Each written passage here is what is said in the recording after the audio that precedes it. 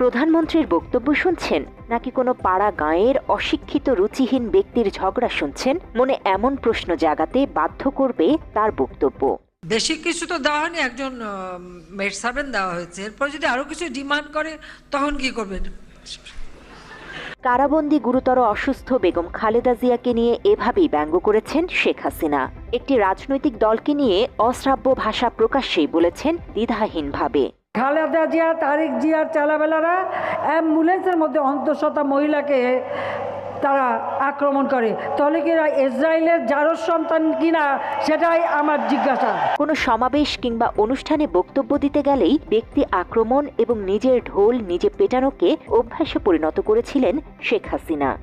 খালি মনে হলো যে তুমি খালেদা জিয়াউর রহমানের সাথে অন্তত 2 মাস 1 মাস পর পরই আমাদের বাসায় যেয়ে বসে থাকতা, চেয়ার পেতেও বসতা না, ওই লবি